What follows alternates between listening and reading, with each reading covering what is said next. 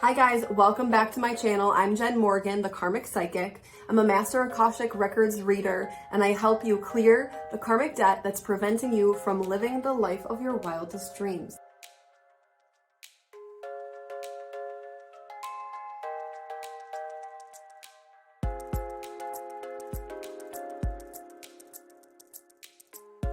Hey guys, welcome back. It's your favorite friendly neighborhood witchy chick girl, me, Jen Morgan, the Karmic Psychic. So what we're going to talk about today is what people typically experience when they have high amounts of karmic debt. So nobody, unless you study this like I do or work in this field, you don't have like an idea of like, oh, I have karmic debt, so this is why this is happening. But you may experience patterns that like happen over and over and over and over. And when we have these type of patterns, that's like a dead giveaway that there's karmic debt. So these are the things that people typically come to me and say, Jen, please help me with this. Like, what is going on? This kind of stuff, okay? If you were somebody who you feel like you've lived like cycles over many times in a lifetime, that is like huge red flag, like bing. That's something to look at. So for example, if you have had numerous failed relationships, if you've had numerous failed businesses, if you get into a relationship and your business fails, or your business does really well, but you can't find a relationship, and it's like these constant things that happen, or these patterns with money. People see a lot of times patterns with money. So the first one I will talk about, number one, okay, is going to be on the financial front. So you have people that they will feel like they're doing really like okay for a while. And even if they succeed and they get to like here, which is like where they've been trying to get to, at some point, that will all go away. So some occurrence, some situation, some scenario will come up, and it will warrant them spending all of the money that they made to kind of get to that foundation of that next level that they wanted to be at. So say I, launch a course, or I'm somebody who's doing online business, and I make enough money that like I was looking for. So I say like, okay, my goal was to make $5,000 with this program. Suddenly what will happen is I'll make that money, and then something will happen with my car, and then boom, the money goes there. So you find people that will only ever stay at this like financial kind of baseline. They don't have any real ability to accumulate wealth. And we'll talk about this more in depth in a later video. But this is like a really serious dead giveaway. That's why I put it up at number one, because your financial freedom, your financial foundation, if there is karmic barriers around that, you will feel it, and you will know, because it will feel like no matter what you do, you never really make any progress. You never really kind of get to where you're trying to get to. And it's very, very frustrating. And people know this. This is like, oh, I got a job and it went really well for a while. And then for some reason, either they lost their job, the job was misaligned, and this will happen over and over and over and over, okay? The next thing, number two, is that you will feel in alignment emotionally, meaning that you will feel like relatively good, relatively happy, relatively content, like factors in your life are okay. And then something always keeps you ending up back in this same kind of like emotional place. So it's like having like something following you around, almost like a shadow. Like your shadow has the feeling of, let's say, depression. Okay. Depression is really a blanket for many things, but let's say it's, I think I used this example in another video, but self-loathing. Okay. So I'm feeling bad for myself. So it will always end up that I will do okay for a while, and then something will happen, something will trigger that self-loathing, which is so deep, which is like karmic, because it's multiple lifetimes of this experience. And then all of a sudden I'm back in like a hole. And when I say like in a hole, it means like I feel like I've made no progress. I'm in my bed crying. I don't know how to get out of that hole. And I feel like I'm in my own way, and I'm stuck, and I'm wanting someone to save me, because I'm like literally at my bottom place. Like these are the places that we go when we're like really rough.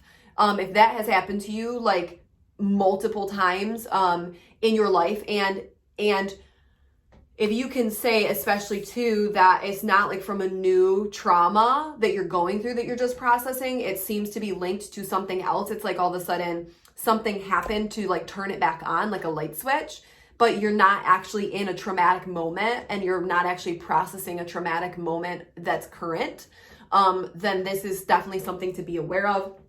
So that's thing number 2. So if you end up feeling like you're making progress emotionally, maybe you're going to a therapist, counselor, coach, you're working on some self-help, but then like for some reason, something happens in that time span where you're doing really good, and then boom, it hits you and you're back in your bed and you're crying and you can't get out and you're like stuck feeling. That's definitely karmic stuff, okay?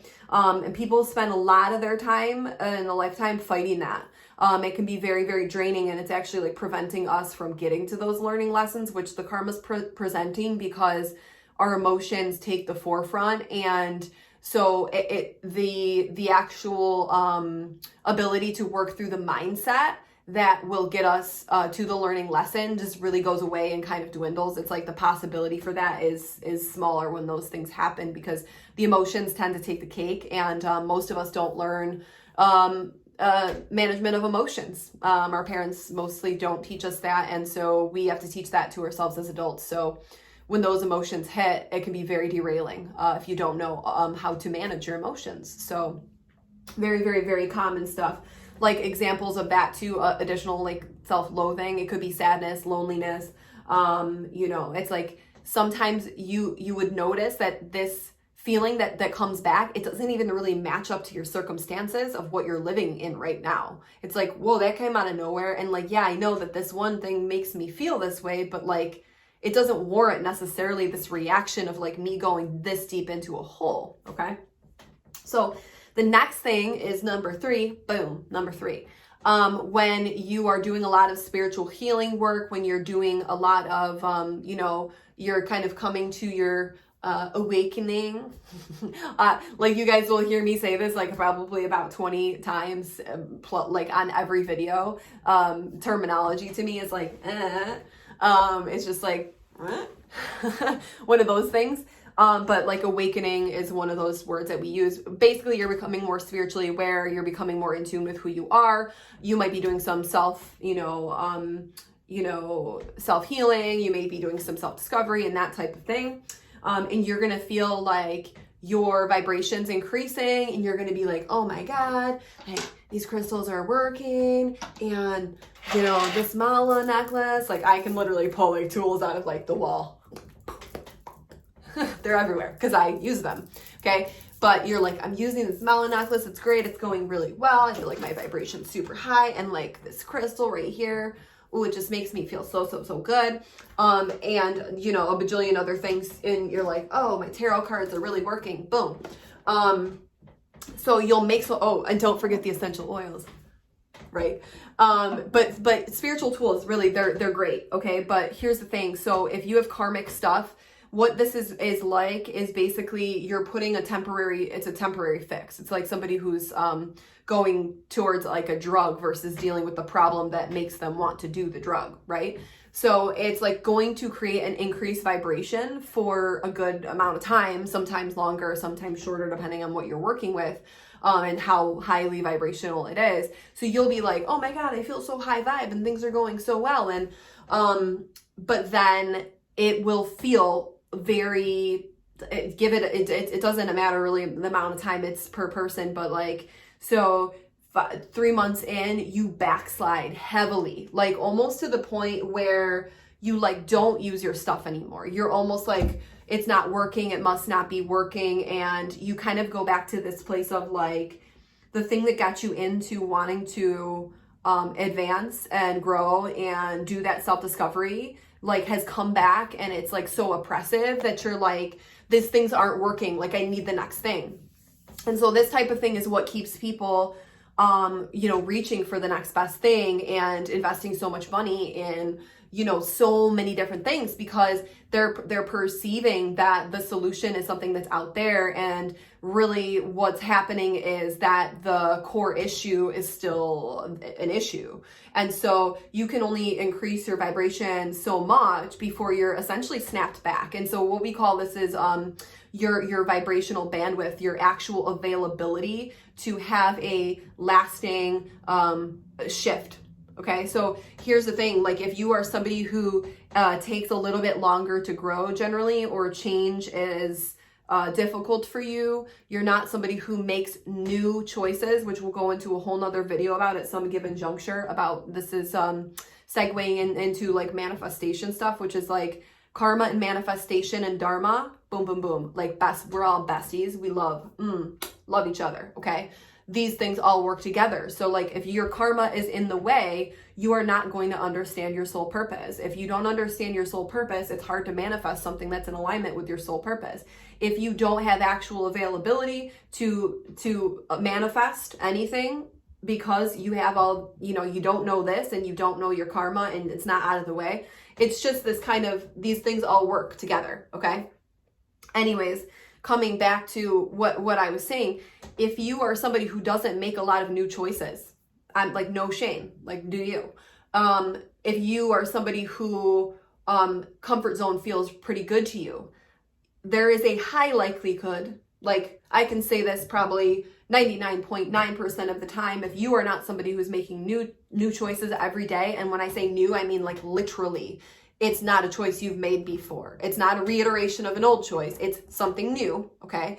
If you're not making frequent new choices, your availability, your bandwidth for actual lasting change in anything, but specifically in spirituality, I see it a lot, is rather low. So you will go so far, you'll increase your vibration so far, and then like a rubber band, boo, snap back, and you will feel like you're back in a hole, okay? And so it's almost as if you have never made any progress at all. It's almost like you would have to start back at square one. And so you see people that have this happen multiple times on their spiritual path. And it's not like, I don't want you guys to be like, well, I'm just going to give up, because this is actually, that not giving up will increase your bandwidth. So you will actually eventually advance. But you see a lot of people doing this tug of war for years and years and years and years and years. It's like 5 to 7 years of this tug of war spiritually. And it's really like hard to watch. And we, I've gone through that. So we have to almost kind of like, so a lot of us go through it the tough way, unfortunately, but it's like work on your karma first. And like, dude, you got massive amounts of availability that you just opened up to actually advance as a soul. And it didn't take 5 to 7 years, and it didn't take you falling back into a hole depressed again and feeling like you've done nothing and feeling like a failure. It like literally was just like, oh, I worked on the first thing first. Cool. The world's my oyster. Okay. Like insert picture of oyster opening with pearl inside of it or something. Okay. So, what is next? Okay, so here's what these things can cause. These things, and this is just a few of these patterns, okay? If you are seeing any types of patterns in your life and you're like, wow, I'm here again. I've done this again. Yeah, we want to talk about that. That's probably karmic stuff. Or it's a result of you not making aligned choices and not knowing what aligned choices are, which also has roots in karma, okay? And these things, again, this is like a, hand-in-hand situation. Choice that is aligned to you makes for positive karma. Choice that is not aligned to you, or it's people-pleasing, or it's projecting from someone else, or it's out of obligation, or you have shitty boundaries, sorry, pardon the mouth, but true, a lot of people have that, will create karma that you do not want. So start paying attention to the way you're making choice, because that's a big deal, okay? So what these kind of patterns that you'll see if you have karmic debt, what they actually end up causing, here's the outcome. So those are what you're going to see in real time, what your world's going to look like. But what's going to be the outcome is that you're going to struggle with decision making, because you don't have a lot of confidence because you're constantly waiting for the rug to be pulled out from under you. So you're so used to crap hitting the fan. Look at, I censored myself. Censored. Ding. So like you're going to be so used to that happening in your life that like you making choices becomes hard, and like you're going to have low confidence around making choice, which again, like I just said, positive choices make for positive karma moving forward. So if you're struggling with that, you know, this is something worth looking at. What else? You know, it just, people that are walking around that are feeling highly triggered all the time because of those emotional footprints that we talked about. It's like, I make so much progress with my emotions, but then I end up back in this place, and sometimes even my situations in real time don't match up to that. That can be, it's like walking around being triggered. Questioning your self-worth. If you're having those kind of financial situations, like you're questioning like your ability to be successful and questioning your self-worth, which again, leads to not making choices that necessarily aligns. You might also doubt your purpose or not even know it. Like you might be like, I don't know why I came here. I feel like I came here for something, but I don't know what it is. And I feel like every time I look for it, I end up back in this weird place because your karma's like, work on me, and work on me, and work on me, and work on me until you get enough space to figure out your dharma, which is your soul purpose, which I'll probably rant on in a whole nother video. Okay. And because of all of these factors, you see people that often give up control essentially to others to make choices for them because they're for fear of making the wrong moves. And oftentimes paired with that, very, very, very unhealthy boundaries. Like they will have a lot of people in their lives that will take advantage of them and they will not see it, which is the hardest part to watch. I see this a lot of the times. And I have to reflect this back to my clients a lot. Like, okay, so you're telling me this situation, what I'm hearing is, and then when you see the lights turn on with somebody that realizes that they have set no boundaries with people and they're being taken advantage of because they're literally giving their choice up to another human being, it's pretty eye-opening. And I think setting boundaries is very hard for people in general, but the thing is that in order to create a life that you want, you have to have your power. And if you're giving it up to someone else by actually like being like, oh, well, you make the choices because I don't want to make the wrong choice and like I don't want that, or because you're letting somebody totally walk all over you, those things, like, you know, going back to the last video before this, that is a big no-no. The second you give up your power, which you came here to express because you are sovereign, you're a soul in a body, that's what you came here to do, is experience yourself through choice. You give that up to someone else, like big karmic no-no. Like, no. Like I'm gonna mama you and say, no, baby, don't do that, okay? Okay, what else? So here's what it looks like when you clear your karma, because you're like, okay, well, whoa, like maybe my hand got raised like 20 times during that and everything you said sounds like my life. Oh, another thing just to add to the, like, could look like your life, drama. Oh, drama that like, and this breaks my heart too. It's like somehow it's following you around and you're like, I am not even like contributing to this, but somehow I'm getting sucked into the vortex. If you like a tiny, like a tornado, like if you feel like you're constantly being sucked into other people's dramas and they're like making it about you somehow, there is a high chance that you have a good amount of energy vampires in your life, people that they're actually thriving off drama, which is why they're pulling you in. And that is a lot of times karmic relationships. And so if you're somebody that's like, dude, I cannot catch a break, and this keeps happening to me all the time, like people's drama, I end up in it, somehow it financially infringes upon my freedom and what I want, and it makes my business not do well, and then my family life does poorly, and then my relationship spirals, and karma, okay? So you're being prompted to learn something, and just going back to boundaries, that can be a first beginning step for you, okay? So what does it feel like when you clear karma, and where do you end up going when you do that process, okay? And like when we talk about karma, like, so when I read for karma, there's like 20 different areas where something could be, okay?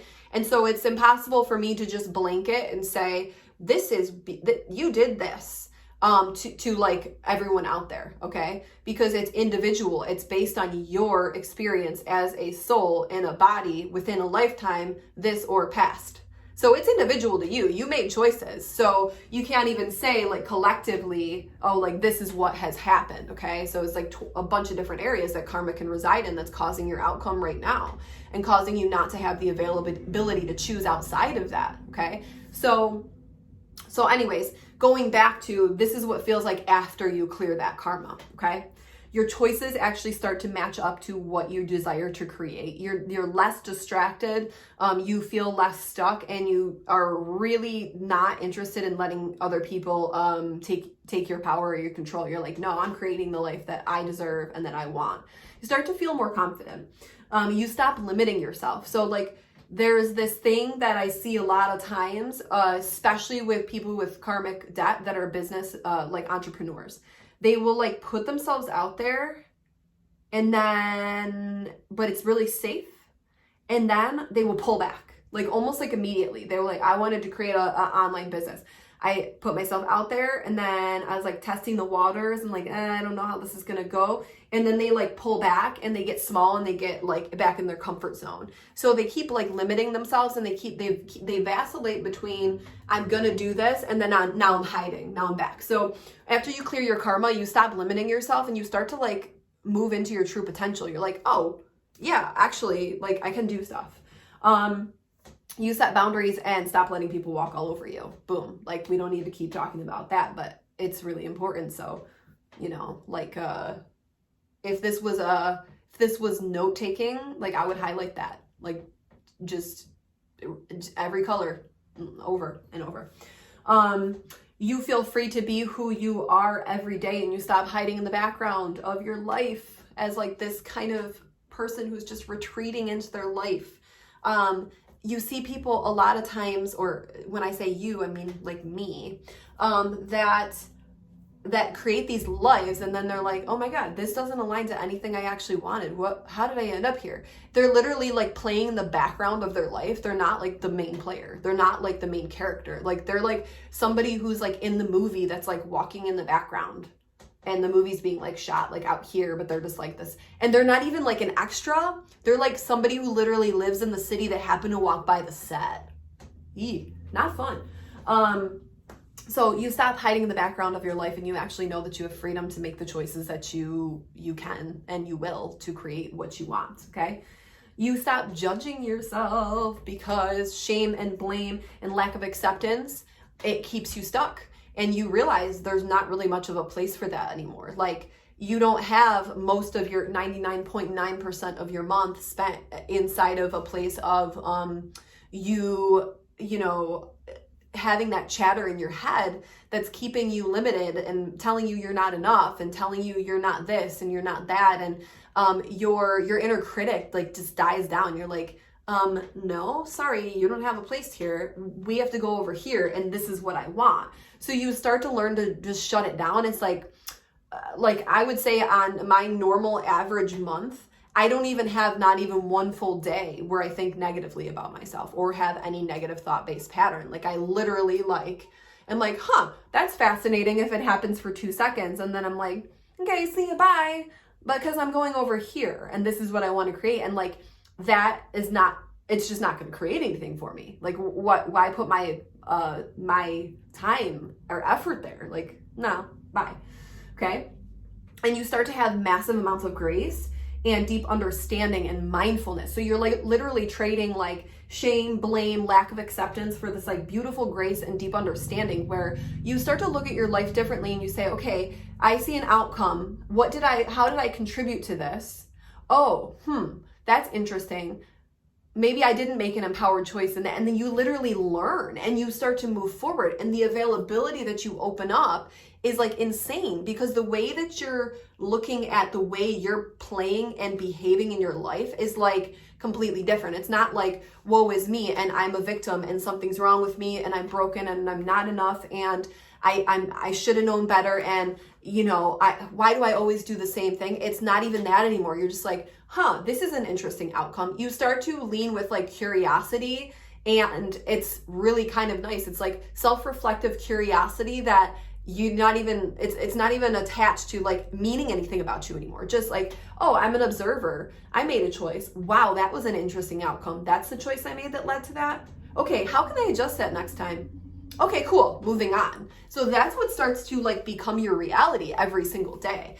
Sometimes you might do a thing where you like get like over analytical. That's like me. I'm like, oh my gosh, like this one thing, like it would be like the most minuscule. I was joking with my people on a group program the other day, and I was like telling them how sometimes when you get so mindful of this, like everything means something to you. So it's like the most like fluky thing, like I dropped my coffee and I'm like, oh my God, what choice did I make that would have contributed to me dropping my coffee? When it's just like a legit, like my hand spasmed or something. I don't know. So you might do that and then you're like, that's funny too. Okay. So, okay, I hope you guys got something out of this. These are the things that you would feel, and these are probably the things that you want to feel instead. And if you're like, oh my gosh, my hand has been raised this whole time, and I'm saying like, teacher, call on me because you are speaking to me, sis, and this whole life experience I've lived is this, then you probably have some karmic debt to work on. And so what we'll talk about in some future episodes as we go along this series is what to do about it, and how that process actually looks, because it's really fascinating and interesting. And if you liked this video, you got something out of it, make sure that you like and make sure that you subscribe so that you can stay tuned with everything that I'm going to teach you guys and everything that I'm doing here in this space.